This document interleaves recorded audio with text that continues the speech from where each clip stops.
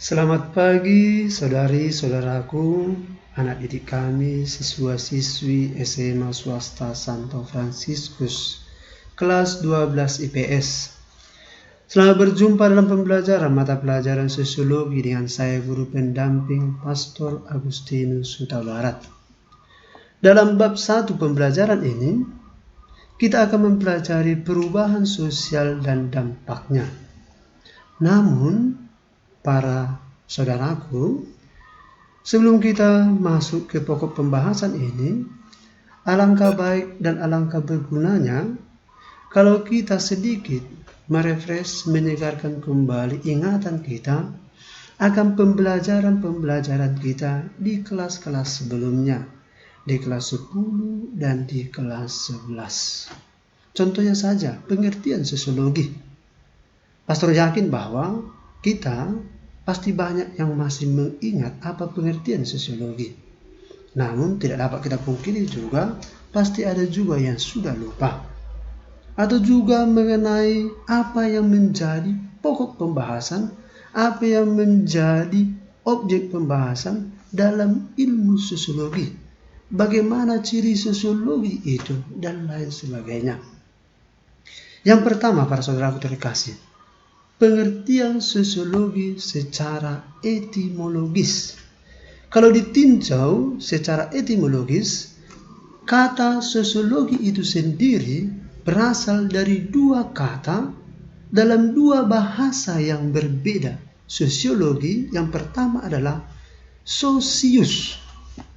Socius itu berasal dari bahasa Latin yang artinya adalah kawan atau teman. Dalam pengertian yang lebih luas, bisa dipahami kata sosius itu sebagai masyarakat. Lalu yang kedua adalah kata logos, berasal dari bahasa Yunani, yang diartikan sebagai kata atau ilmu, atau juga bisa dipahami sebagai membicarakan atau berbicara tentang sesuatu.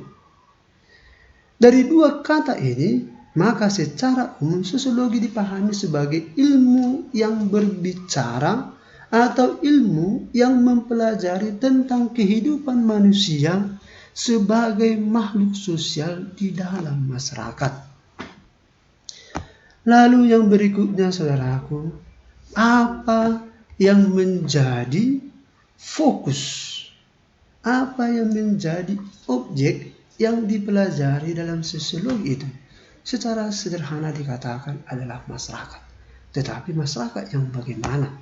Yang pertama adalah, yang dipelajari dalam sosiologi itu adalah hubungan timbal balik relasi antara manusia itu secara individu dengan manusia yang lain pula secara individu.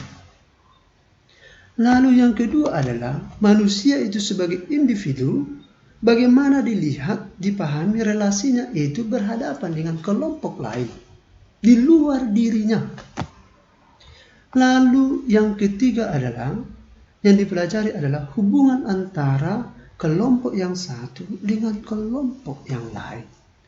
Dan yang keempat dan juga yang terakhir adalah, yang dipelajari adalah proses yang timbul dari hubungan relasi antara pribadi yang satu dengan pribadi yang lain, antara pribadi yang satu dengan kelompok yang lain, atau antara kelompok yang satu dengan kelompok yang lain di dalam masyarakat.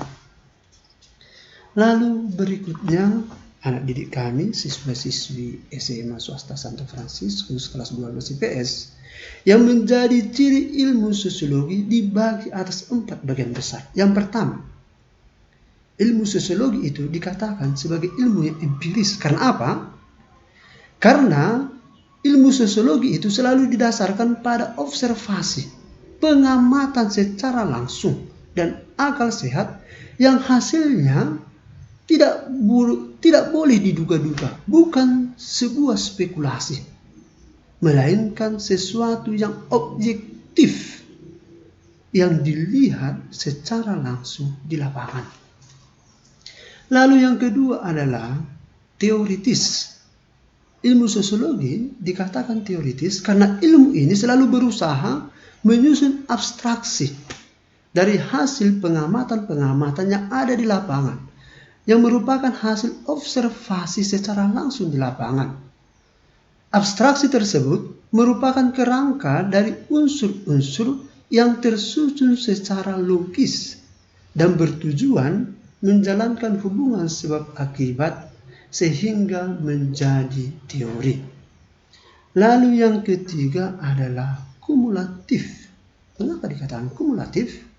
Karena ilmu sosiologi disusun atas dasar teori-teori yang sudah ada, kemudian diperbaiki, diperluas, sehingga teori yang baru ini memperkuat teori-teori yang lama yang sudah ada sebelumnya.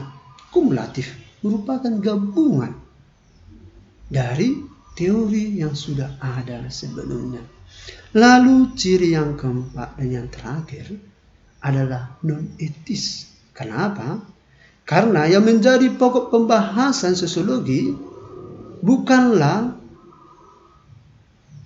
mempersoalkan hal itu baik atau buruk, bukan. Tetapi ilmu sosiologi itu bertujuan untuk menjelaskan masalah-masalah itu secara mendalam, bukan menilai ini baik atau buruk. Tetapi sosiologi itu menjelaskan masalah-masalah yang telah diobservasi, yang diamati di lapangan itu secara mendalam. Keempat itulah para saudaraku yang menjadi ciri dari sosiologi. Anak didik kami, siswa-siswi SMA Swasta 1 Fransiskus kelas 12 IPS, ketika kita berbicara tentang sosiologi, ilmu sosiologi, satu hal yang sangat penting yang kita tanamkan dalam pikiran kita adalah ketika kita berbicara tentang sosiologi, berarti kita berbicara tentang manusia. Manusia yang bagaimana? Bukan hanya sebagai manusia yang individual, tetapi terlebih adalah manusia sebagai makhluk sosial. Karena manusia itu adalah makhluk sosial, maka manusia itu pasti mau tidak mau, supaya dia dapat mengaktualisasikan dirinya secara sempurna, maka manusia itu harus bersosialisasi, mengadakan relasi dengan orang lain di luar dirinya. Aku dengan dia, aku dengan kalian, aku dengan mereka, dia dengan mereka, bahkan kelompok yang satu dengan kelompok yang lain. Dan hal ini para saudara terkasih, inilah yang dipelajari dalam mata pelajaran hubungan sosial di kelas 10. Ya, di kelas 10. Lalu kemudian para saudaraku terkasih, dalam relasi, dalam hubungan itu, ketika manusia menjalankan relasi itu, maka akan muncul berbagai macam situasi dan pengalaman. Dan dari pengalaman itulah manusia akan menyadari ternyata ada begitu banyak perbedaan-perbedaan di antara mereka. Ada begitu banyak situasi yang berbeda yang mereka alami. Dan kemudian hal ini akan memunculkan begitu banyak pertanyaan-pertanyaan. Bahkan juga menimbulkan adanya rasa ketidakpuasan di antara manusia itu sendiri. Perbedaan-perbedaan dan pertanyaan itulah yang kemudian para saudara, anak didik kami, yang dibahas dalam pelajaran ragam gejala sosial dan juga diperdalam dalam pelajaran struktur sosial masyarakat. Struktur sosial masyarakat itu dibagi atas dua bagian, yaitu yang pertama diferensiasi sosial dan stratifikasi sosial. Perbedaan ini, yaitu diferensiasi dan stratifikasi sosial ini, kerap akan menimbulkan pertanyaan, kritisi, perselisihan, bahkan pertengkaran. Dan inilah yang kemudian dibahas dalam pelajaran konflik sosial. Konflik tidak boleh diabaikan atau tidak boleh ditinggalkan begitu saja, tetapi harus diselesaikan, harus dicari solusinya. Inilah yang kemudian diperdalam dibahas dalam pelajaran integrasi sosial. Konflik dan integrasi pasti akan menciptakan suasana yang baru, menciptakan sistem relasi korelasi yang baru, bahkan bisa menciptakan sistem pemerintahan yang baru. Dan inilah yang kemudian para saudaraku terkasih, perubahan-perubahan ini yang diciptakan oleh konflik dan integrasi ini yang kemudian dibahas dalam perubahan sosial dan dampaknya. Dan itulah yang kita pelajari di kelas 12 ini dalam bab pertama pelajaran kita, yaitu perubahan sosial dan dampaknya. Kita lihat pengertian perubahan sosial. Para saudaraku terkasih, anak didik kami, untuk memahami pengertian perubahan sosial ini sebenarnya sangat gampang, sangat mudah. Kita bisa secara langsung memperhatikan lingkungan dan sekitar kita saat ini, lalu kemudian kita bandingkan dengan beberapa tahun yang lalu. Contohnya, bagaimana ketika tahun 2010 situasinya dengan tahun 2020 ini. Pasti ada begitu banyak perbedaan. Contohnya cara berpakaian, perilaku, komunikasi, sistem ekonomi, bahkan belajar. Teristimewa yang paling update adalah di tahun 2020 ini, efek dari COVID-19, ada begitu banyak terjadi perubahan-perubahan. Bahkan sistem pendidikan yang kita alami sekarang ini pun ikut berubah dengan sangat-sangat drastis. 180 derajat. Yang dulunya kita belajar dari langsung di sekolah, bertatap muka, berkumpul dalam ruangan, tetapi karena efek COVID-19 di tahun 2020 ini, kita menjadi belajar daring seperti sekarang yang kita lakukan ini. Apapun itu para saudaraku terkasih, intinya yang harus kita sadari adalah perubahan pasti terjadi. Entah cepat atau pelan, perubahan akan terjadi. Maka secara singkat dari gambaran itu, dari situasi itu, kita dapat memahami bahwa perubahan sosial itu ialah pergeseran atau perubahan nilai-nilai sosial, perubahan norma, dan berbagai pola dalam kehidupan manusia. Tidak ada yang tidak akan berubah. Hakikatnya, setiap masyarakat di seluruh dunia akan mengalami perubahan. Pasti akan mengalami perubahan. Tidak ada yang tetap. Disadari atau tidak disadari. Hal itu dapat kita lihat secara langsung apabila kita membandingkan suatu masyarakat tertentu dengan masyarakat yang lain. Setelah kita lihat pengertian perubahan sosial secara umum, alangkah baik juga kita melihat pengertian perubahan sosial itu menurut beberapa ahli. Ada begitu banyak. Ada Kingsley David, Emil Durkheim, Max Weber, Gilens bersaudara.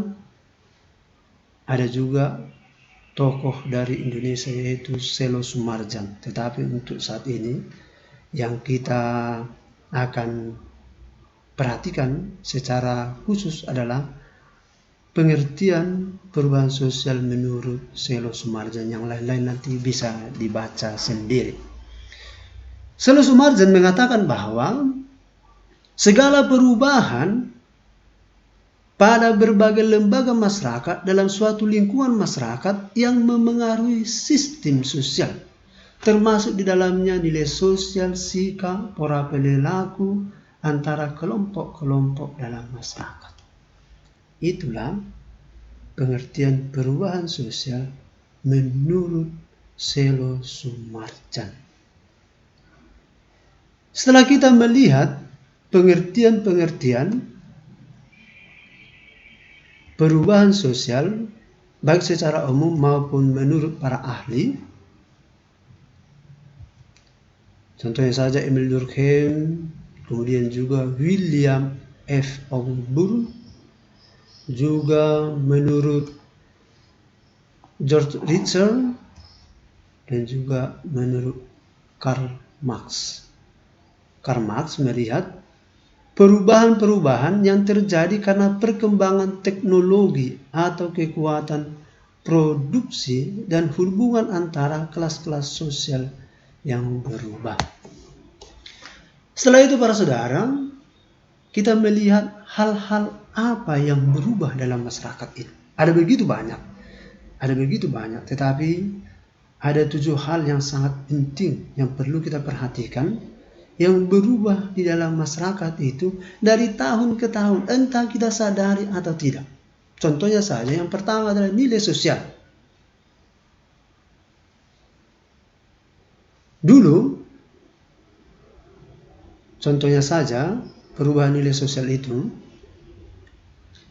yang paling tampak adalah dulu itu bisa dianggap itu sebagai sesuatu yang baik, ideal, tetapi untuk saat ini belum tentu itu menjadi sesuatu yang ideal, menjadi sesuatu yang penting. Contohnya saja, cara berpakaian,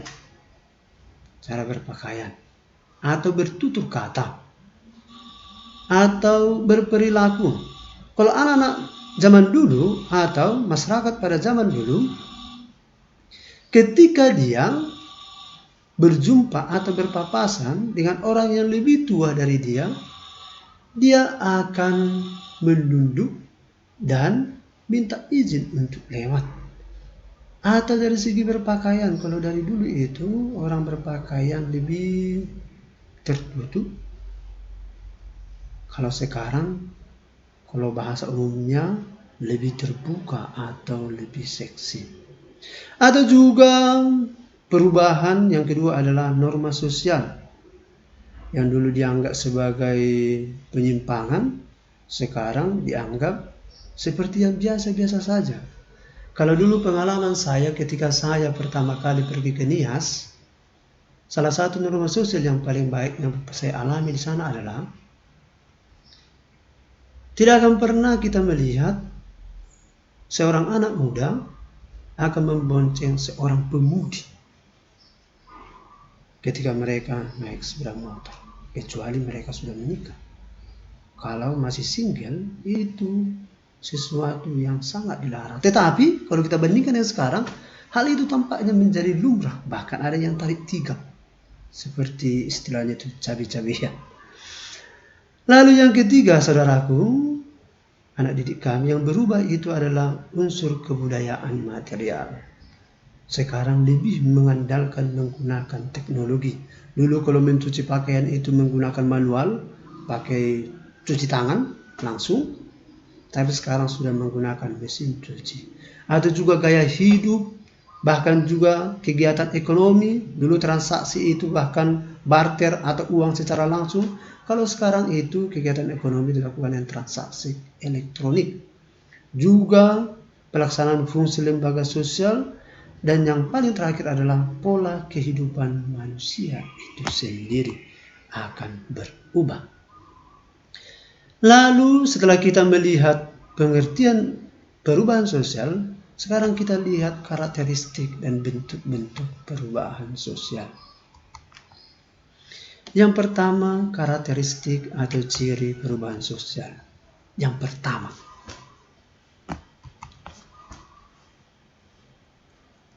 satu hal yang sangat penting dikatakan bahwa setiap masyarakat tidak akan berhenti untuk berkembang cepat atau lambat. Karena manusia pasti selalu merasa tidak puas.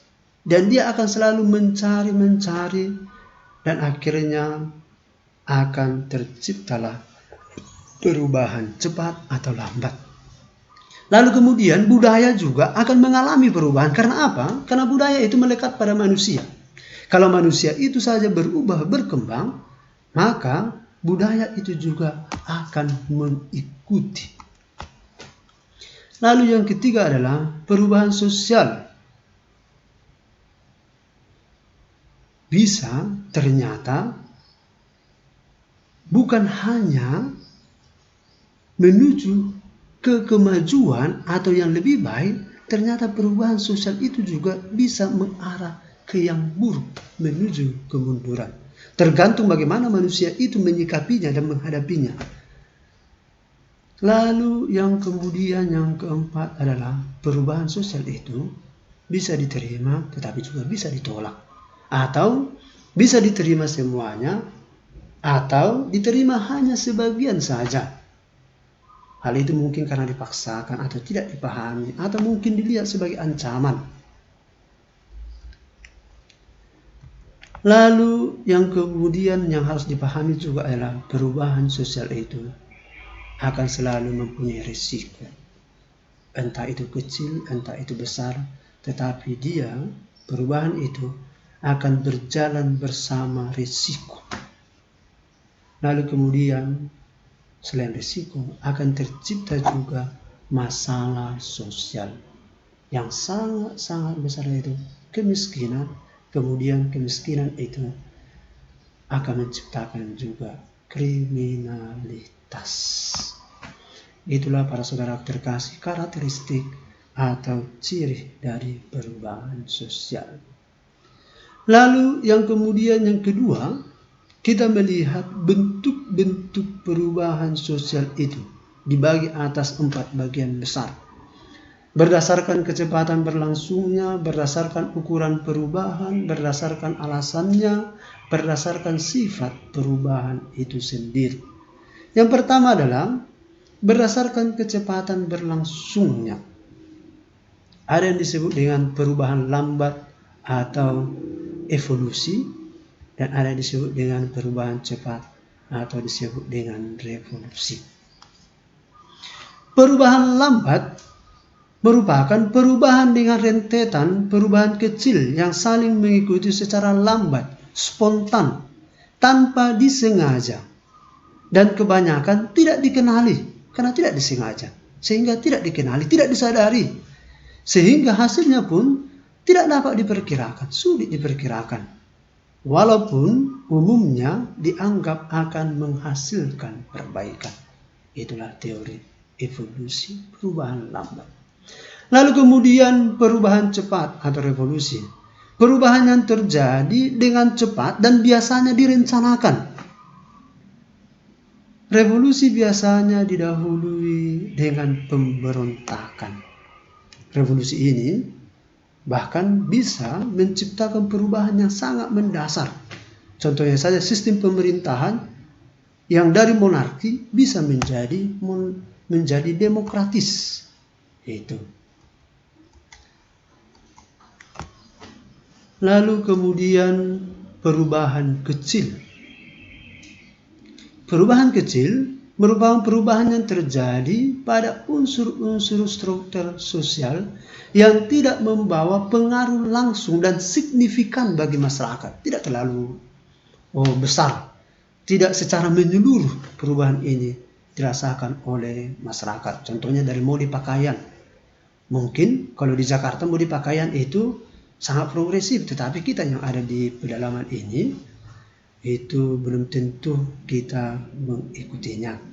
Lalu kemudian perubahan besar ini kebalikan dari perubahan kecil, karena perubahan besar ini adalah perubahan yang berpengaruh terhadap masyarakat secara umum.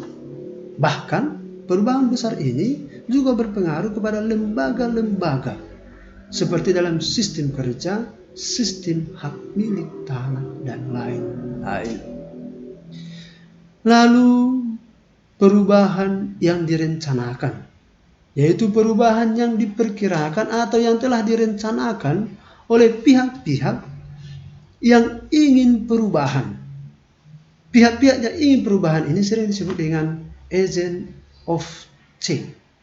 Mereka merancang sesuatu, mengatur strategi supaya terjadi perubahan di dalam masyarakat. Lalu yang kemudian adalah perubahan yang tidak direncanakan. Perubahan yang terjadi di luar jangkauan masyarakat.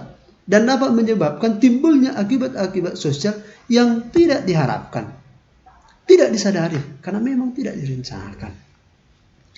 Lalu adalah perubahan struktural, perubahan yang sangat mendasar karena akan menyebabkan reorganisasi masyarakat. Contohnya monarki berubah menjadi republik demokratis. Ini juga merupakan salah satu contoh dari perubahan cepat tadi, yaitu revolusi. Lalu juga perubahan proses, perubahan yang tidak mendasar sebab hanya merupakan perbaikan dari perubahan-perubahan sebelumnya. Perubahan yang sebelumnya itu dirasa masih ada yang kurang, masih ada yang tidak sesuai dengan apa yang diinginkan. Oleh karena itu, dia berubah sesuai dengan proses yang berlangsung. Contohnya yang sangat familiar dengan kita adalah perubahan kurikulum yang seringkali dari tahun ke tahun berubah, dari CBSA kemudian berubah lagi menjadi KTSP, K13, sekarang kita menggunakan kurikulum K13. Lalu yang kemudian para saudaraku, bagian C, kita melihat teori mengenai perubahan sosial. Tetapi untuk pelajaran hari ini kita cukupkan sampai di sini saja. Untuk pelajaran bagian C ini kita lanjutkan minggu depan.